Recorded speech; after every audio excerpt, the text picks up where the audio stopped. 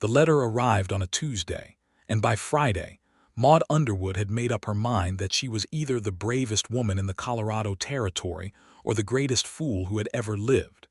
She stood in the center of Alfred Brooks's parlor, a room that smelled of pine resin and old leather and something else, something like loneliness pressed into the walls over years, and watched the color drain from his face as he read what she had written back to him. Not the polite, careful response he had expected. Not the docile agreement of a woman grateful for an offer. She had written him the truth, all of it, every hard and inconvenient corner of it, and now the man who had placed a formal advertisement for a practical wife stood 3 feet away from her looking as though the floor had opened beneath his boots. "You told me everything," he said. His voice was low, and it cracked on the last word in a way that was not anger, though she had half expected anger. "You told me about the debt, the farm, your father's name in the county records." "You asked for a practical woman," Maude said, and her chin was steady even though her heart was hammering against her ribs like a trapped bird. "A practical woman does not hide the ledger." Alfred set the letter down on the oak table between them. His hands were large, calloused, brown from the sun, and they were trembling slightly. He was 31 years old, broad-shouldered, with dark hair going silver at the temples too early, and eyes the color of the Colorado sky in October, that particular gray-blue that meant winter was thinking about arriving. He had the look of a man who had been very careful for a very long time, and something in that carefulness was now crumbling. "You rode 3 days to deliver this in person," he said. "The postal service is unreliable," Maude answered, "and I needed to see your face when you read it." "Why?" She held his gaze because she had promised herself she would not flinch. "Because I needed to know if you were the kind of man who would send me away for telling the truth, or the kind of man who has been waiting his whole life for someone who would." The silence between them was not empty. It was full of everything that had brought them both to this parlor in the small cattle town of Harrow Creek, Colorado, in the spring of 1883, all the hidden motives, the dark past, the forced choices, and the secrets that 2 people carry when life has not been gentle with them. And in that silence, something shifted, something that neither of them had advertised for, and neither of them had planned. Alfred Brooks had not expected to fall in love with a letter. He had certainly not expected to fall in love with the woman who had written it. But this is how it had begun, and to understand how they arrived at that trembling, crackling moment in his parlor, you have to go back 6 weeks, to the morning the advertisement ran in the Rocky Mountain News. The spring of 1883 had come to Colorado like a creditor, all at once and demanding things. Alfred Brooks ran 300 acres of cattle ranch outside Harrow Creek, a town that sat in a valley between 2 red rock ridges like a coin dropped in a fold of cloth. He had built the ranch from nothing, which is a thing people say without understanding what it means. What it meant for Alfred was that he had arrived in Colorado at 22 years old with $40, a horse he had won in a card game in Kansas City, and a stubbornness that his mother had always called his worst and best quality in the same breath. She had died of fever in Missouri before she ever saw what he built, and that was a grief he kept folded behind his breastbone like a letter he could not bring himself to burn. He had built the ranch. He had hired 2 hands, a man named Callum Greer and a younger man named Pete Doyle, and together the 3 of them had turned raw Colorado land into something that paid. The cattle were good. The land was good. The sky above Harrow Creek was extraordinary in a way that Alfred never said aloud because he was not a man who said things like that aloud. What the ranch did not have was anyone in the house. Alfred had been engaged once, 8 years ago, to a woman in Denver named Clara Whitfield. Clara had been beautiful and sharp-minded, and she had looked at Alfred's rough hands and his plans for a ranch in the middle of nowhere, and she had, with perfect logic and no cruelty, chosen a man who worked in a bank. Alfred did not blame her.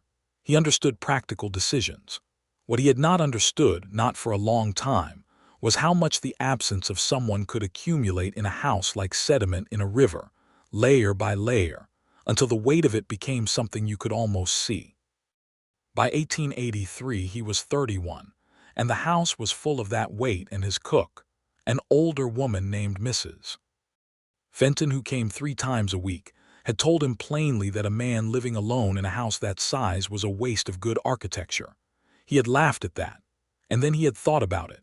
And then, on a cold March morning with the last snow of winter still crusted on the north side of the fence posts, he had sat down at his desk and written an advertisement. He was not proud of the advertisement precisely. It felt, as he wrote it, like a business letter, which was both the point and the problem.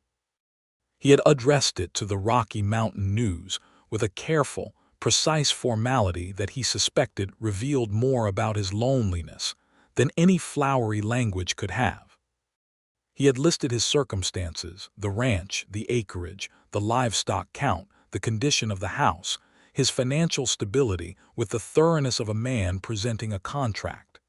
He had listed what he required: a woman of steady temperament, capable of managing a household, comfortable with the realities of ranch life between the ages of 25 and 35. He had not written anything about love because he had not believed, in that cold March morning, that love was something a man in his position could reasonably advertise for. The advertisement ran in the first week of April. He received 11 letters. 9 of them were what he expected: polite, carefully worded, some with small photographs tucked inside, women presenting themselves like china on a shelf, showing their best angles and hiding their chips.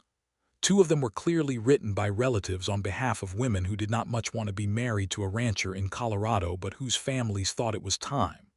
Alfred read all 11 letters in one evening, set them aside, and felt nothing but a mild, familiar despair. Then he read the 12th. It arrived 3 days after the others, postmarked from a town called Sutter's Bend in the eastern part of the Colorado Territory, about 200 miles southeast of Harrow Creek. It was written in a hand that was strong and slightly slanted, as if the writer had been taught to write correctly and then decided to do it her own way. The letter began, "Mr. Brooks, I am writing in response to your advertisement, which I read with some interest and a great deal of skepticism. I will not waste your time with flattery or mine with false modesty, so I will tell you plainly who I am and what my circumstances are, and you may decide from there whether further correspondence serves any purpose." Alfred had sat up straighter in his chair. Maude Underwood was 27 years old. She had been born in Ohio and had come to Colorado at age 19 with her father, Thomas Underwood, who had believed passionately in the possibilities of the Western Territories and somewhat less effectively in practical farming methods. Thomas Underwood had filed a claim on 60 acres near Sutter's Bend, had spent 4 years trying to grow wheat in soil that did not want to grow wheat, had borrowed against the land twice and against his reputation once, and had died the previous autumn of a heart that had simply given out, leaving Maude with a farm that owed more than it was worth and a name in the county records that was associated with debt in a way that would make any future here very difficult. She had no surviving family. She had 2 neighbors who were kind and one who was not. She had skills: she could manage accounts, she could preserve food, she could handle livestock. She had nursed her father through 2 winters of illness, but she had limited options, and she was not the kind of woman who pretended otherwise. "I am telling you this," she had written, "because you described yourself as a man looking for practicality, and I believe the most practical thing I can do is to be honest about what I bring to any arrangement and what I do not. I bring competence, reliability, and a complete absence of illusions about the nature of frontier life. I do not bring a dowry, a family connection, or a history that any banker in this territory would consider an asset. If these facts disqualify me, I understand entirely. If they do not, I would be willing to discuss the matter further." She had then, in a second paragraph that Alfred found himself reading 3 times, laid out a series of questions. Practical questions about the ranch, the water source, the condition of the winter pasture, the relationship with the local cattle buyers, the temperament of the hired hands. questions that no one else had asked. Questions that made it clear she was not merely responding to an advertisement for a wife, but evaluating the proposition with the same careful thoroughness he had used to draft it. Alfred Brooks, who had not felt anything particular reading 11 letters from women who had presented themselves as gifts, felt something very specific reading Maude Underwood's letter. He felt seen by it. He felt, for the first time in a very long time, that someone was talking to him like an equal. He wrote back the same day. He answered her questions in full. The water came from a creek that ran year-round from the ridges, reliable in all but the driest summers. The winter pasture was adequate, but would benefit from additional fencing on the north side. He had a good relationship with the cattle buyer in Harrow Creek, and a reasonable one with the buyer in the larger town of Millfield 30 miles east. Callum Greer had been with him 6 years and was steady as a post. Pete Doyle had been with him 2 years and was good-natured if occasionally careless about gate latches. The house had 4 rooms, 2 of which he did not currently use. He had then, because her letter had made him bold in a way he could not quite explain, asked questions of his own. Not about her household skills, about her. He asked what she had done when the wheat failed each year, how she had managed the accounts on her father's farm, what she had found most difficult about her 8 years in the territory, and what, if anything, she had found to love about it. The last question surprised him when he wrote it. He left it in any way. Maude had written back within the week. She answered all of his questions in the same direct, unhurried way. When the wheat failed, she had supplemented by taking in laundry and mending from the town, and by selling preserved goods from her kitchen garden.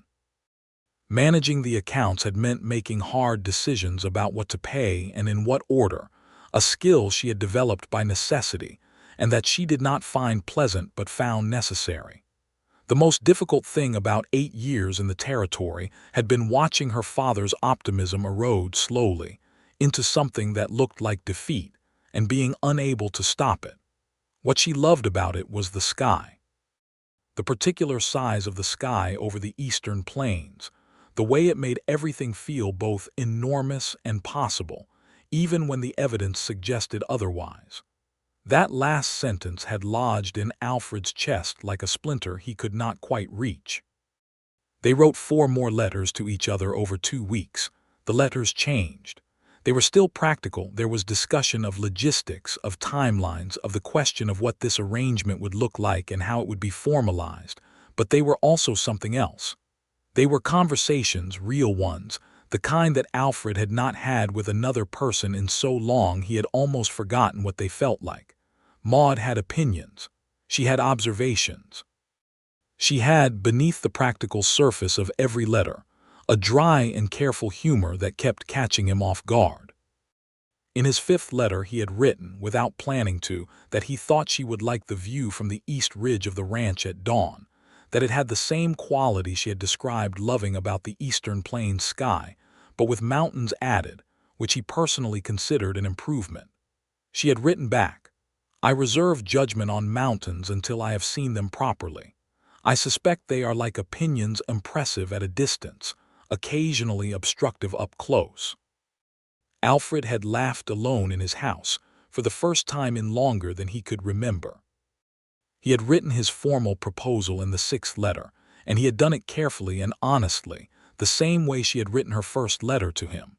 He told her that he believed they were compatible in the ways that mattered for a life together, that he respected her intelligence and her directness, that he could offer her security, a sound household, and a partner who would deal with her honestly, that he hoped she would accept. Maude had looked at that letter for 2 days before she wrote her answer. The answer she sent was not what he expected. She did not simply say yes. She said yes, and then she sent the truth, all of it, the parts she had held back, the darkest corner of her situation that she had not included in her first letter because she had not yet trusted him enough and also because she had been afraid.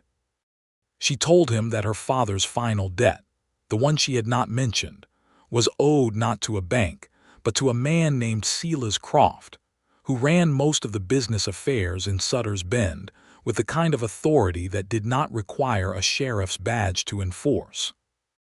The debt was $200, which was a significant sum in 1883, and Croft had made it clear to Maude in the months since her father's death that he considered the debt to be hers to settle, and that he had ideas about how she might settle it that had nothing to do with money. She wrote all of this without drama, in the same steady hand, and she wrote at the end, "I am telling you this not to ask for rescue, because I am not a woman who places that kind of burden on a practical arrangement, and not to alarm you, because the situation is manageable. I am telling you because you have been honest with me and because I cannot, in good conscience, accept your proposal without giving you the full picture of what you would be accepting. If this changes your answer, I understand. If it does not, I will be in Harrow Creek by the end of May." And then she had packed a bag, settled her two most important debts in Sutter's Bend with the money she had carefully saved over the past year, made arrangements with her kind neighbor to watch the farm until the county claim could be formally released, and started north. She had not waited for his reply, which was why Alfred Brooks was standing in his parlor on a bright May morning, holding a letter that had arrived the same day its writer had, having received both simultaneously with no time to prepare, and finding that the combination of the two, the honesty of the letter and the reality of the woman standing before him, in a dark green traveling dress with trail dust on her boots and her chin raised like she was daring the world to try her, had done something to him that no advertisement, no matter how carefully worded, had ever intended. "You did not wait for my reply," he said. The letter was still in his hands. "No," Maude said, "I did not. Because I realized that if your reply was yes, I was going to come anyway. And if your reply was no, I was going to come and explain myself in person, because some conversations should not be conducted through the postal service. Either way, here I am. You rode 3 days. I took the stage to Millfield and hired a horse from there. 2.5 days if we are being precise." He looked at her for a long moment. She looked back without blinking, which cost her more than she let on. She had been terrified for the last 50 miles, the particular terror of a woman who has committed to a direction and must now arrive at its destination and discover whether she was brave or merely reckless. "The debt to Croft," Alfred said. "You said manageable. I have most of it, not all of it." She paused. "He is not a man who will accept partial payment graciously." "No," Alfred agreed. "Men like that rarely are." There was a beat of silence. Alfred set the letter down very carefully on the table and looked at it for a moment as though he was reading it one more time in his mind. "You are exactly what your letters described," he said. "I hope that is not a disappointment." "It is the opposite of a disappointment." He said it quietly, and there was something in his voice that was not quite steadiness, something that cracked at the edges of the word, and Maude felt it land somewhere behind her collarbone in a way she had not prepared for. "Miss Underwood, I would like to show you the house if you are willing, and then I would like to discuss what we ought to do about Croft, and then—" He stopped. "And then," she prompted, "and then I would like to talk to you the way we have been talking in letters, except in the same room. If that suits you." Maude Underwood, who had been practical her entire life, and had not allowed herself to want things she could not see clearly, felt something loosen in her chest that she had been keeping very tightly wound for a very long time. "That suits me," she said. Alfred showed her the house. It was a good house for the territory, solidly built, with timber walls and a plank floor and a genuine glass window in the main room that caught the late morning light and turned it golden. The kitchen was large and well equipped, with a cast iron stove that was newer than she had expected, and a larder with organized shelves that told her he was not a man who let things fall into chaos. The 2 unused rooms were clean but bare, and she noticed that he had cleared one of them recently. There were no dust marks on the shelf except in the corners. "When did you clear this room?" she asked. He hesitated in a way that was almost imperceptible. "Last week." She understood what that meant without saying so. He had been hoping she would come. He took her out to see the cattle, which were exactly as well tended as his letters had suggested, and introduced her to Callum Greer, who was a big, quiet man in his late 30s with a deliberate manner that Maude liked immediately. Pete Doyle was mending fence along the east pasture, and waved with the uncomplicated friendliness of a young man who had not yet been disappointed enough to be guarded about it. The land was beautiful in a way she had not been prepared for. She had grown up with the flat eastern plains, and the ranch spread across a valley floor with red rock walls rising on two sides and the creek threading through it green and bright, and the mountains beyond, white-tipped still in May, were not obstructive at all. She did not say that to Alfred yet. She saved it. They sat down at his kitchen table that evening after Mrs. Fenton, who had come that day with great curiosity and had looked Maude over with the frank appraisal of a woman who considers herself the local authority on Alfred Brooks's well-being, had left them a meal and a significant number of opinions about the wisdom of the arrangement before departing with visible reluctance. "She approves," Alfred said. "She is not certain yet," Maude corrected. "She is interested. There is a difference. You read people quickly." "I had to." She said it without self-pity, just as a fact, and he received it as such. They talked about Selah's Croft. Alfred listened without interrupting while she laid out the full situation. The original loan her father had taken out 2 years ago, the compounding interest that Croft had applied with creative accounting, the total that now stood against the Underwood name, the conversation Croft had had with Maude 3 months ago in the doorway of the Sutter's Bend General Store, where he had made his alternative suggestion with a smile that she described as the kind worn by men who have never had to worry about consequences. Alfred's jaw tightened when she got to that part, but he did not interrupt. "I have $80 saved," Maude said. "That covers most of it. If we formalized the arrangement and I was no longer under the Underwood name in Sutter's Bend, he would still know where you were," Alfred said. "And men like Croft don't let go of leverage because the paperwork changes. I know that. Then we deal with it directly." He said it the way he might say they needed to fix the north fence as a problem with a solution, requiring planning and action, not panic. "I know the county land commissioner in Millfield. And I know the circuit judge who rides through this part of the territory every 6 weeks. Croft's accounting is the kind that does not survive being written down in front of a judge." Maude stared at him. "You would do that?" "You are going to be my wife." He said it plainly, without decoration, looking at her across the kitchen table. "That means your problems are my problems. That is not charity, Miss Underwood. That is the arrangement." She was quiet for a moment. Then she said, "You are the man I thought you were from the letters. I was afraid I would not be." "Why?" He looked at his hands on the table. "Because I have been living alone long enough that I was not entirely certain I still knew how to be someone another person could rely on." It was the most personal thing he had said to her, and she could see it cost him something to say it. She did not treat it carelessly. "You organized your larder," she said. He looked up, confused. "You organized the shelves in your larder with the labels facing out and the newer stock in the back.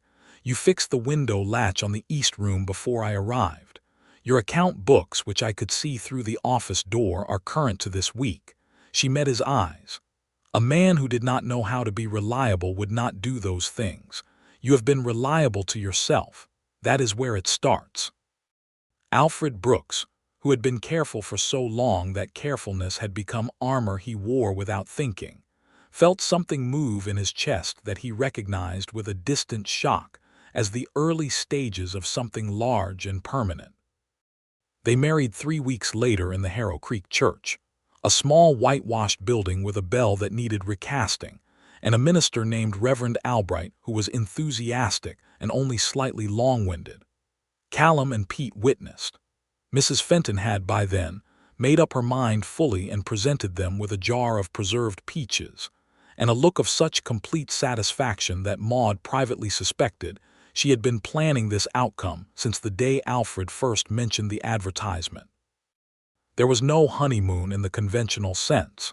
This was ranch country in 1883, and the spring calving season did not pause for sentiment. What there was, instead, was the particular intimacy of two people beginning to share a life with their eyes open. Maude took over the household accounts the second day.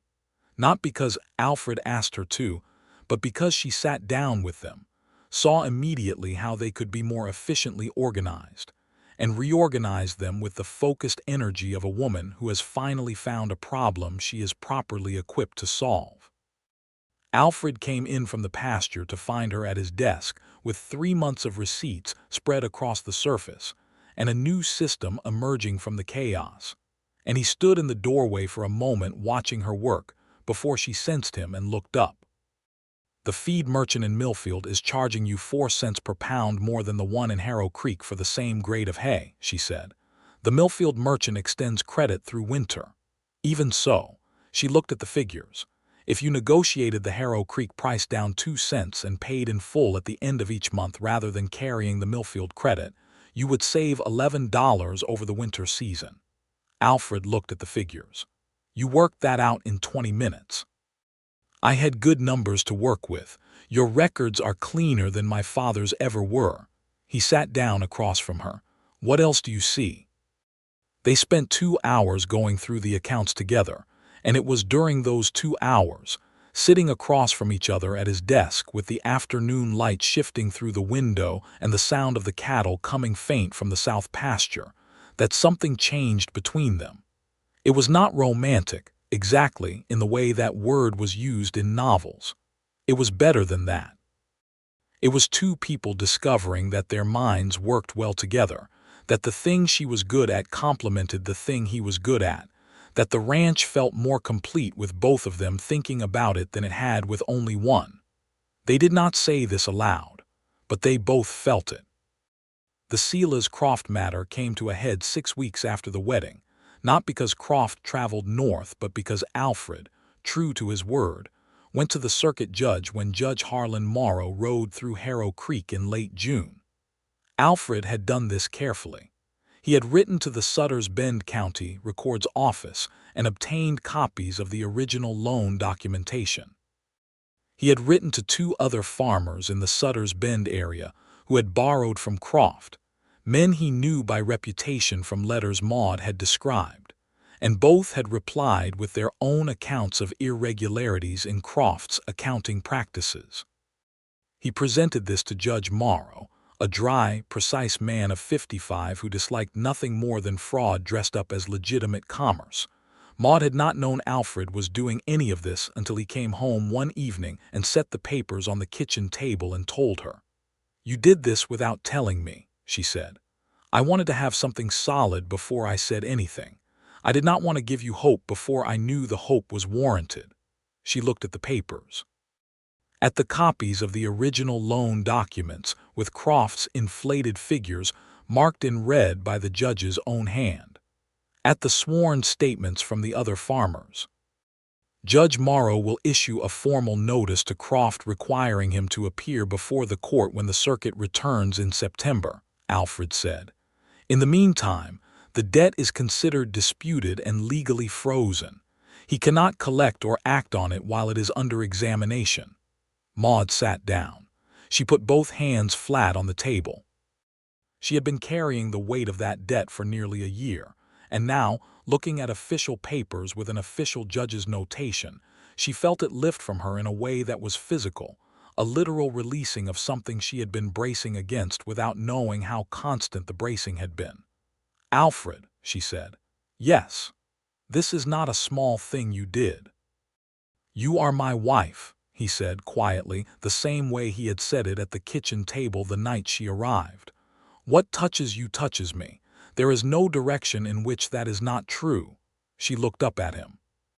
He was standing on the other side of the table, steady and quiet, and the evening light was coming through the kitchen window and laying a bar of gold across the floor between them, and Maude Underwood, who had organized herself against feeling too much for a practical arrangement, felt the last careful wall she had built between herself and this man come quietly and irreversibly down. She stood up. She walked around the table. She put her hand against his face, which surprised both of them, and she said, "I did not answer your advertisement looking for this." "Neither did I," he said. And then slowly, the way two careful people allow themselves to do something they have wanted for a while but have been too sensible to rush. He put his arms around her, and she let herself be held by him for the first time, and neither of them said anything else for a long time. The summer of 1883 on the Brooks Ranch was one of those seasons that later felt, in memory, like it had been lit differently than ordinary time. The ranch ran well.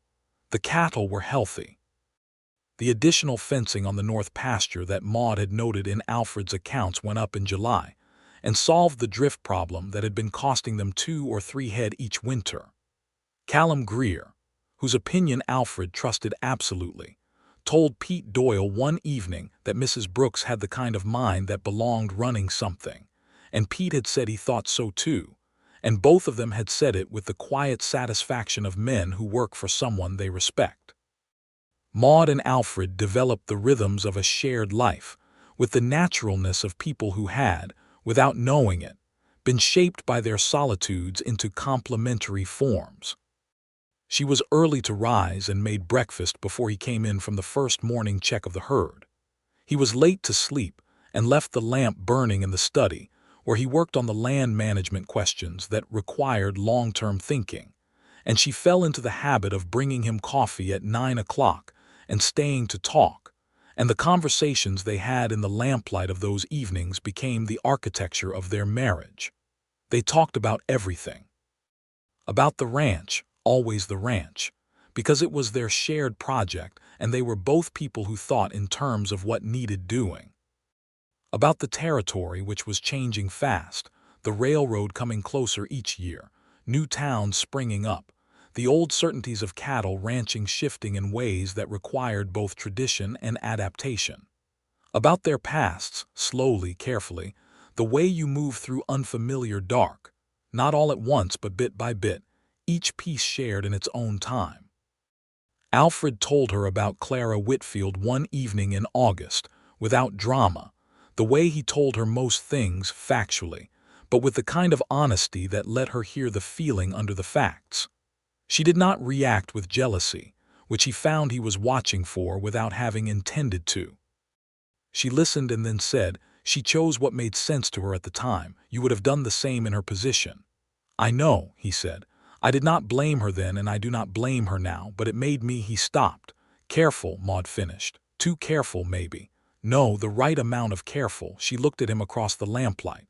"Careful enough to write a letter that was honest about what you were, not so careful that you stopped looking." He held her gaze. "What did you think when you read the advertisement?" She considered this honestly. "I thought you were probably a decent man who did not know how to say so without it sounding like a business proposition. I thought the advertisement was lonely in a way you had tried very hard to make sound practical." She paused. "I thought I recognized something in it." "You did," he said. "I wrote it about myself without meaning to." She smiled, and it was one of those smiles that arrive from somewhere real and cannot be manufactured, and Alfred felt the impact of it the same way he felt the first cold morning in October, suddenly, and with the full understanding that the season had changed. Maude told him about her father in pieces. Thomas Underwood had been a man of great energy and poor judgment, who had loved his daughter fiercely, and had made her life objectively harder with nearly every major decision he had made after her mother died when Maude was 12. She had loved him without illusions, which was harder than loving with them, and she had grieved him genuinely when he died, and she had also, standing alone in that farmhouse in the first week after the funeral, felt something very close to relief, which she had then felt guilty about for months. The relief was not about him dying, Alfred said carefully. It was about being done waiting for the disaster. Maude looked at him. "Yes," she said, "exactly that." She paused. "How did you know?" "Because I waited for a long time for something I could not prevent to happen to someone I loved," he said, thinking of his mother. "The waiting is its own kind of grief." They sat quietly together in the lamplight, not requiring anything else from that moment, and Maude thought that this was what she had not known to want, this specific thing, a person who understood the texture of things without needing everything explained. A person whose quiet felt like company rather than absence. In September, Judge Morrow returned to the circuit and the matter of Silas Croft was heard. Alfred and Maude traveled to Millfield together, which was the nearest town with a proper courthouse. Maude had expected to feel the old fear when she walked into that building, the fear that had been her companion since the day Croft smiled at her in the doorway of the general store, but she did not feel it. She felt steady. She sat beside Alfred in the hard wooden chairs of the circuit courtroom and watched Judge Morrow, who had a manner in court that suggested he had not been surprised by human dishonesty in 20 years but still found it tiresome, lay out the evidence with methodical clarity. Silas Croft did not appear. He had sent a lawyer, a man named Dodd, who argued the debt was legitimate and the other farmers' accounts were motivated by grudges. Judge Morrow listened to Dodd with the expression of a man enduring something that could have been avoided, and then asked Dodd to explain 4 specific discrepancies in Croft's loan documentation that the original contracts did not support. Dodd could not. The debt was dismissed. A formal notice was sent to Sutter's Bend. The Underwood name was cleared from the county records. Walking out of the courthouse into the Millfield afternoon, Maude stopped on the steps and looked up at the sky. It was that particular Colorado September sky, deep blue going to violet at the edges, with the mountains on the western horizon white and sharp. "He is not done," she said. "Men like Croft do not accept being publicly corrected. He will find some other way to register his displeasure." "Probably," Alfred agreed. "But displeasure and action are different things, and we are 200 miles from Sutter's Bend. You are not worried." "I am aware," he said. "There is a difference." He looked at her with the expression she had come to recognize as his most honest one, calm on the surface, entirely present underneath. "And we will deal with it if it comes. Together. The way we deal with everything." She took his hand. It was the first time she had taken his hand voluntarily, in public, outside the careful private space of their home, and he closed his fingers around hers and they walked down the courthouse steps together into the afternoon. What actually came from Silas Croft was a letter, not violence. It arrived 3 weeks later, addressed to Alfred, not to Maude, which was itself a statement of the kind of man Croft was, addressing the husband rather than the woman he had actually been trying to threaten, because in his world women were not the people whose decisions mattered. The letter was unpleasant in a controlled way, the kind of unpleasantness that is designed to sound like a reasonable grievance while communicating something else entirely. It suggested that Alfred had interfered in a legitimate business matter, that people in the territory had long memories, and that a man who made enemies of established businessmen in the county would find the territory less hospitable than he might wish. Alfred read the letter twice and then showed it to Maude. "He is afraid," Maude said immediately. "Explain." "He did not send this before the hearing. He could have.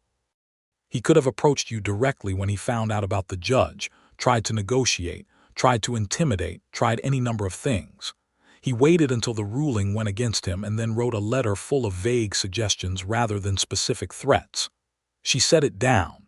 "Men who have real power don't write letters like this. Men who have just had their power called into question publicly do. He is telling us that he is angry. He is not telling us that he is coming." Alfred regarded her with something that was not quite admiration because it was warmer than admiration, deeper than respect. "You have thought about men like him." "I have had to," she said. "He has been in my life for 2 years. You study what you have to survive." "What do you recommend?" She thought for a moment. "Reply to the letter formally. Acknowledge it. Do not apologize, do not threaten back, do not show any anxiety. Treat it like business correspondence from a business partner whose terms you have declined. Brief, polite, final." She looked up. "And send a copy of the reply to Judge Morrow." Alfred looked at her. "You would have made an extraordinary lawyer." "I would have made an extraordinary anything," she said, and there was just enough humor in it to make him laugh, and then she laughed too, and the letter lost most of its power in that shared moment. They did exactly as she recommended. Croft wrote back once more, with less venom and more formality, and then did not write again. Whether he quietly accepted the outcome or simply redirected his attentions elsewhere in Sutter's Bend was something they never fully learned, but the silence, when it came, was real and it held. Autumn arrived in Harrow Creek with a beauty that Maude had not anticipated. The valley walls went red and orange and gold in a way that the flat eastern plains never had, and the first cold mornings had a sharpness that felt clarifying rather than threatening. She had come to this ranch practical and clear-eyed, knowing what she was accepting, and she had found herself, in the months since, accepting considerably more than she had planned. She had expected a workable arrangement. She had found something she could only describe in the private language of her own thoughts as the right person, the person whose particular way of thinking matched and completed her own, the person whose steady presence had rewired her relationship with the concept of safety, not the absence of danger, but the presence of someone reliable beside her in it. She told him this one evening in October at the kitchen table, which had become their place for saying the real things. "I need to tell you something," she said. He set down his coffee. He had learned to hear the particular register that meant she was about to say something that cost her something. "I did not expect to love you," she said. "I want you to know that I know the difference between what I came here for and what I found, and that I am not confused about which one this is." Alfred looked at her across the table, and she saw the thing she had been learning to read in his face, that quality of stillness that was not absence but the opposite, the stillness of a man who has stopped trying to contain what he feels because containing it no longer serves any purpose. "Maude," he said. "Yes, I fell in love with your letter." He said it simply, as though it was a fact he had organized in his mind, and was now presenting to her in the same way she presented account figures directly, with full belief in the figures. "The first one, before I even knew what you looked like, before I knew more than the fact of you, I fell in love with the mind behind those sentences. And everything since has been," he stopped, because Alfred Brooks was not a man with an abundance of decorative language, and the word he was looking for was not a common one. "The same thing confirmed," Maude offered. "Yes," he said, "exactly that." They sat for a moment in the lamplight, and then she reached across the table and covered his hand with hers, and he turned his hand over and held hers back, and neither of them needed to say anything else that evening. The winter of 1883 came hard and early to the Colorado mountains, as it did most years, and for Alfred and Maude, it was the first season they managed together, which meant a great deal of work and almost no time that was not shared. They were in the barn at dawn feeding stock, and in the house at dusk doing accounts. They rode out together to check the north pasture fence when the snow threatened to bring down a section. They sat together through 2 nights in January when a cow was struggling through a difficult labor, Alfred doing the physical work with steady, practiced skill, Maude beside him with the lamp, and the calm presence of a woman who had watched difficult things before and knew that presence mattered as much as any specific action. When the calf finally came, both of them were exhausted and cold and covered in hay, and the small creature stood on its uncertain legs in the lamplight, and Maude laughed at the pure improbable life of it, and Alfred looked at her laughing, her hair loose from its pins, her cheeks red with cold, her eyes bright, and thought with complete clarity that there was not a single thing in his life, not the land or the cattle or the sky or the view from the East Ridge at dawn, that he would choose over this woman. He told her as much, badly and directly, on the walk back to the house through the snow. She stopped walking and looked at him. "That is the most romantic thing you have ever said to me," she told him. "I said it badly. You said it honestly. Those are not the same thing, and I prefer the second."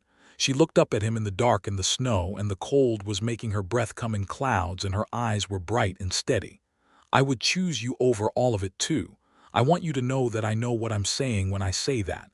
I am not a woman who says things she does not mean." "I know," he said. "It is one of the things I love most about you." She pulled her coat tighter, and they walked on through the snow to the house. And when they got inside and the warmth closed around them and she put the kettle on and he built up the fire, There was something in the ordinariness of it that was, paradoxically, extraordinary. The two of them in their house, in their life, ordinary and complete. By the following spring, Maude was expecting their first child, a fact she had confirmed with the doctor in Harrow Creek in March, and had reported to Alfred with the same directness she brought to everything. He had sat very still for a moment when she told him, and then he had looked up at her with an expression she had never quite seen on him before, open and undisguised in a way that he rarely allowed, something that was joy without reservation, the kind of feeling he had learned to protect himself against and had now, apparently, stopped protecting himself against. "Are you well?" was the first thing he said. "Very well," she said. "The doctor says everything is as it should be. And you?" He meant more than the medical facts, and she knew it. "I am more than well," she said. And because she was Maude, she then said, "I have, however, reorganized my thinking about the spring calving schedule in light of this development, and I would like to discuss some adjustments." He loved her so thoroughly in that moment that it was almost difficult to breathe. Mrs. Fenton received the news with such emotion that she sat down at the kitchen table and cried quietly into her apron for approximately 30 seconds, and then straightened up and began issuing practical instructions about nutrition and rest that she had clearly been saving for years in case this moment ever arrived. Callum Greer said, "Congratulations," in his steady, minimal way that meant more than a longer speech would have. Pete Doyle nearly fell off the fence he was sitting on. The pregnancy was not easy. Maude was sick through most of the spring and honest about it in the same way she was honest about everything, which meant Alfred learned immediately that pretending things were fine when they were not was not a language she spoke. She told him when she was ill and let him help, which was something she had not previously been good at, accepting help, and which she later told him was the thing the pregnancy had taught her most clearly. "You have always been very good at giving help," she said, one afternoon in April when she had been particularly unwell and he had sat with her for 2 hours. "I was not always good at receiving it. I think I had spent too many years being the person doing the helping." "Your father," he said. "My father, and before that my mother's illness, and between times just being a woman alone managing things." She paused. "It changes you, makes you suspicious of needing. I know the feeling. I know you do." She looked at him. "I think that is part of why this works. We are both people who learned to do things alone, who then found out that doing them together is better without surrendering what we learned from doing them alone." Alfred considered this. "That is a very precise way of putting it. I am a precise woman." "You are," he said. "You are also lying in bed in April looking pale and making philosophical observations about marriage, which I think says something equally specific about you." She smiled. "It says I will not stop being myself because I feel unwell."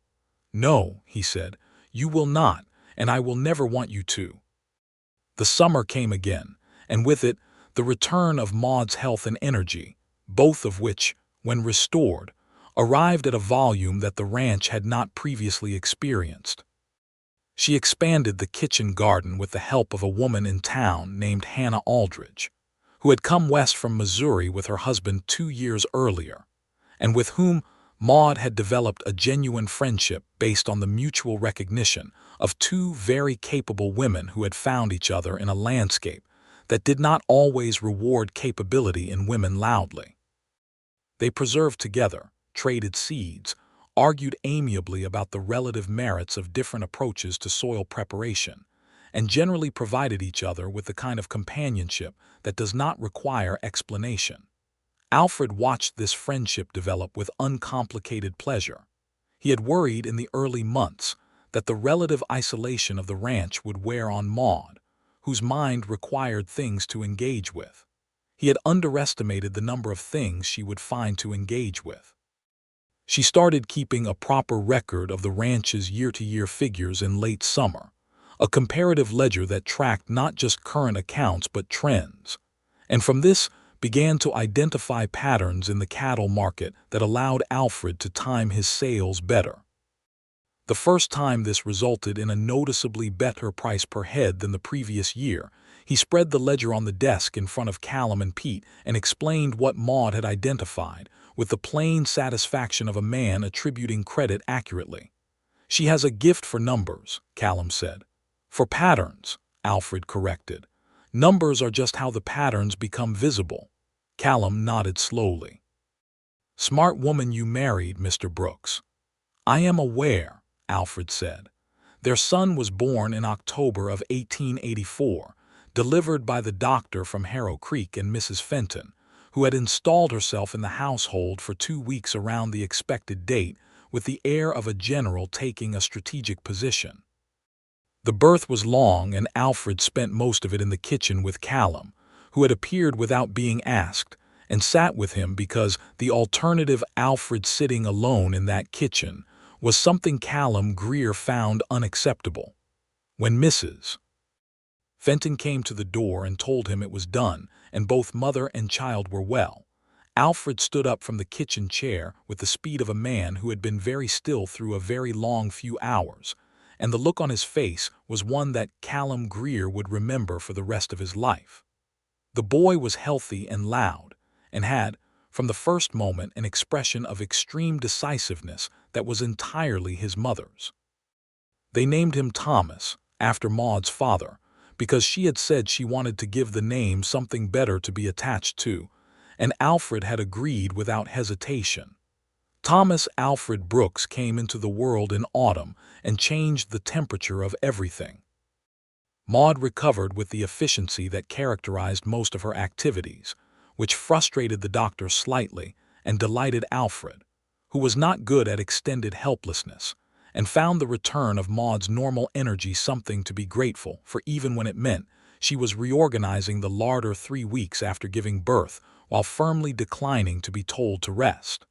Holding Thomas in the evenings became Alfred's specific ritual. He had not known he would be good at this. He had never had a model for it. His own father had been a remote figure, not unkind but not present in the particular way that seemed important to Alfred now. He held his son with the complete attention he brought to everything he valued, and Thomas seemed to appreciate this, or at least to tolerate Alfred's company better than he tolerated most things in his first weeks of life. Maude watched this from across the room one evening. Her husband, who had written a formal letter about a practical matter and had somehow in the process become the most important person in her life, holding their son in the lamplight with that absolute steadiness of his, and felt something so full and complex that it did not have a single name. It was gratitude. It was love. It was a very specific relief at the fact that the world had, against reasonable probability, organized itself into this particular shape. She had come here with a practical answer to a practical question. She had somehow, in the process of arriving, staying, and become the person she had always contained, but had never had enough safety to fully be. The ranch grew over the next 2 years. The cattle operation expanded modestly, by which Alfred meant carefully, because he was a man who had built what he had by never expanding faster than he could sustain. Maude's kitchen garden had by 1885 become something more substantial. She had begun selling preserved goods to the general store in Harrow Creek, which was small but provided a separate income that was entirely her own management, and this gave her a particular satisfaction that had nothing to do with money and everything to do with the pleasure of a thing built by her own design. Hannah Aldridge's husband, Joe, was a fair-minded man who ran a blacksmithing operation in Harrow Creek, and the two families became genuinely close in the way that frontier families sometimes did, not from proximity alone, but from the specific chemistry of mutual respect between people who recognized each other's quality. The children, Thomas and later the Aldridge children, grew up with the easy familiarity of young people who have spent their earliest years in and out of each other's homes. In the spring of 1886, Maude told Alfred she thought she might be expecting again. He looked up from the east pasture gate he was examining for rust and the expression on his face was the same open, unguarded thing it had been the first time, and she loved him for that, for being a man who did not become less glad about things the second time. "Another one," he said. Apparently, she tilted her head. "Is that the right reaction?"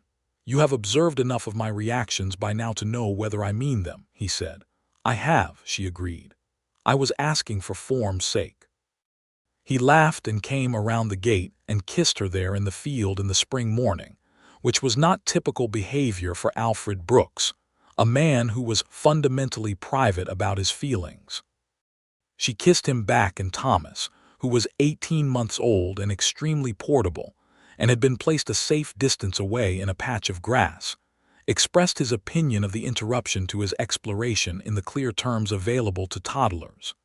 This child came easier, a daughter this time, who arrived in November with less drama than her brother, and with a directness about her own requirements that the doctor said he had never seen in a newborn quite so clearly expressed.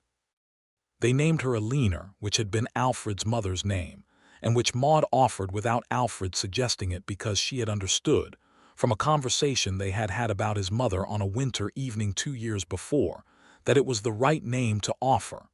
Alfred had looked at her when she said the name, and there was something in his face that was too deep for the ordinary language of expression. "You remembered," he said.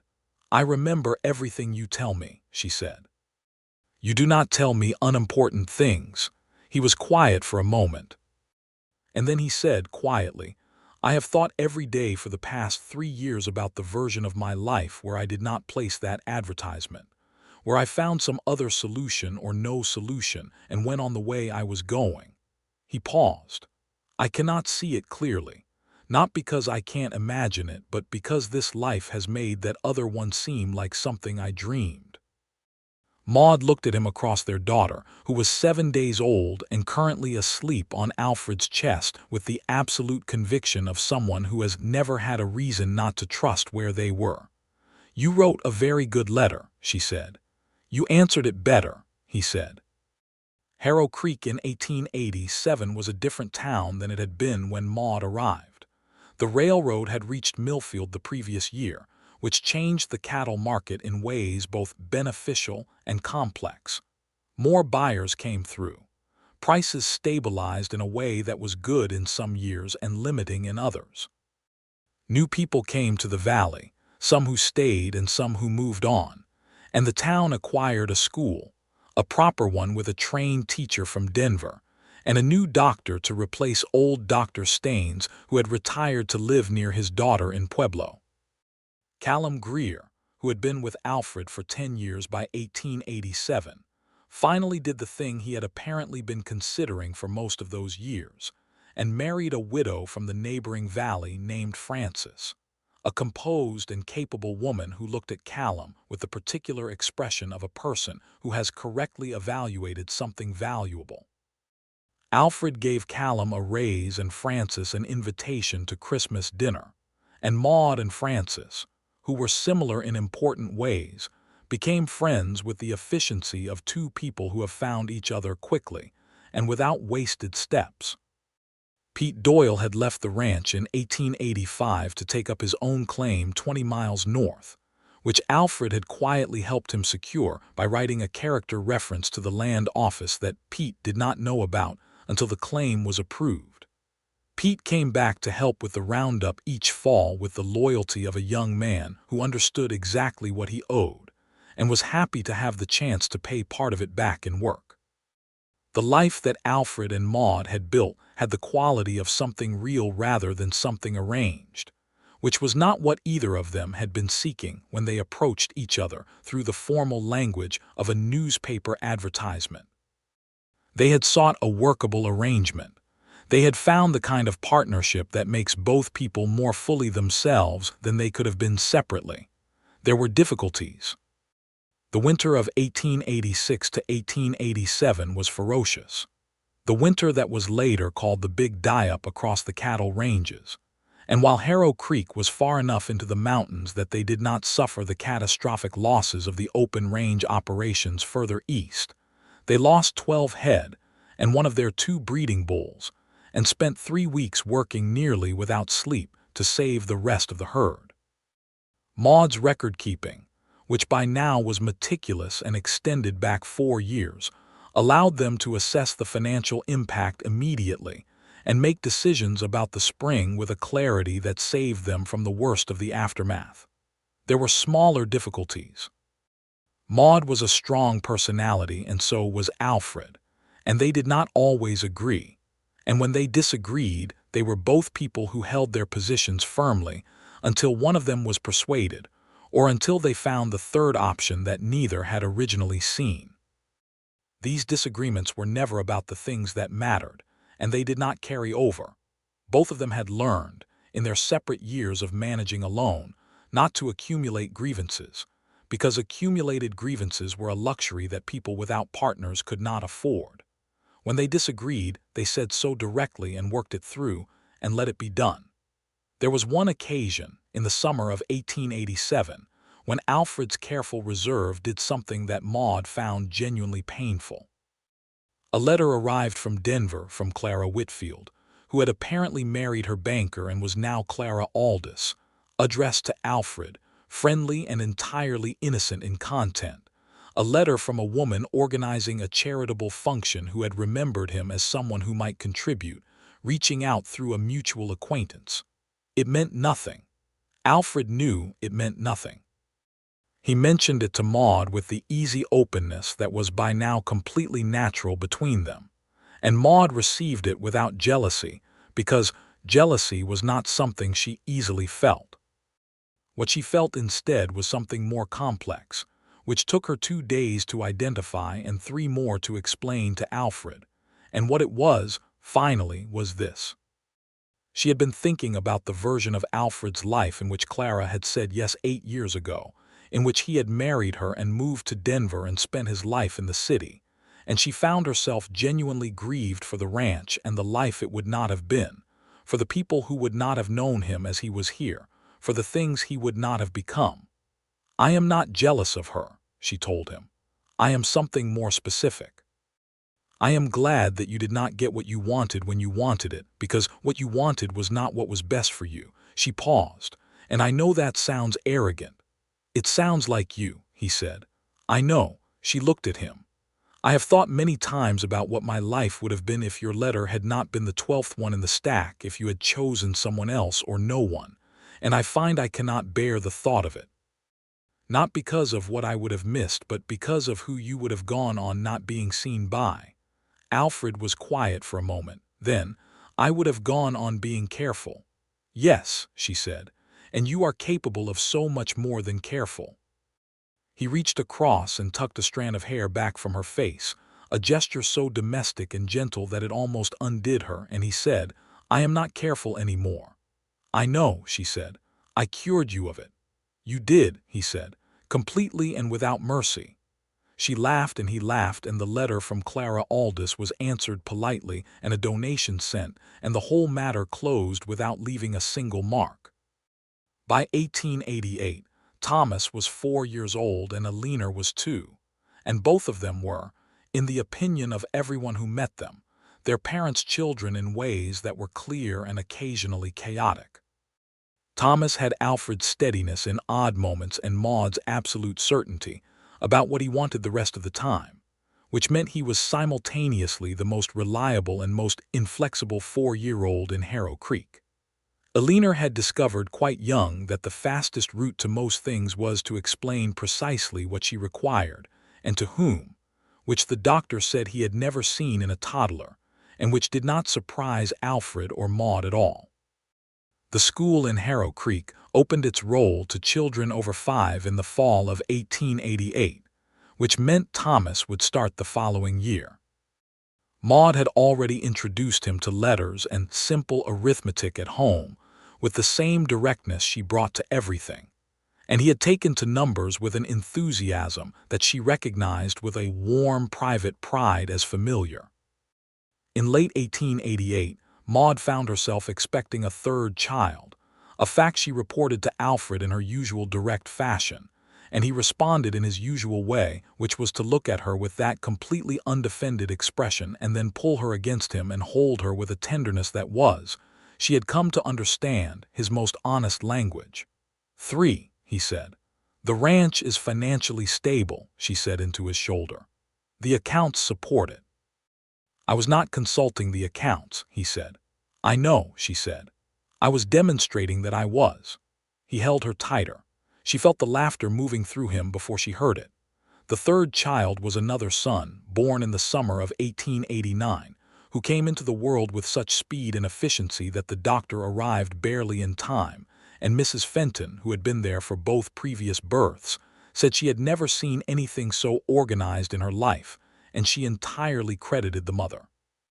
They named him William, for no ancestor but simply because it suited him, and he had from the first a placid, observant nature that was something entirely his own, not Alfred's particular form of quiet, and not Maude's particular form of attention, but a third thing that had come from the combination of both and resolved into something new. Maude, lying in bed in the summer evening with William sleeping in the cradle that Alfred had built for Thomas, and then a leaner, and now William, Alfred himself asleep in the chair by the window, because he had been up since before dawn, and had simply not moved fast enough to reach the bed before sleep found him, looked around the room that she had arrived in 5 years ago, dusty from the road with her chin up and her heart hammering, and she thought about the letter. The formal letter, carefully composed, that had asked for a practical wife. She had answered it practically, and in doing so had given Alfred Brooks not just a practical answer but herself, fully and without reservation, and he had received her the same way. And out of two careful, solitary, honest people writing each other the truth across 200 miles of Colorado territory, had come this room, this house, this sleeping man, this baby, these years of talking by lamplight and riding through snow and laughing in the kitchen and building something real together, day by day, season by season. She was not a woman given to sentiment. She was a woman given to accuracy. And the most accurate thing she knew was this. She had come west at 19 with her father's optimism as her only compass, and had lost it along with him. She had spent years being competent and alone in a landscape that was beautiful and demanding in equal measure. She had answered an advertisement for practical reasons, stated them plainly, offered herself without decoration, and in doing so had found not just a husband but the person who could hold all of her, the capable part and the frightened part and the funny part and the tender part and the part that still looked at the sky and felt the size of it, and call it whole. Alfred woke in the chair as he sometimes did to find Maude watching him.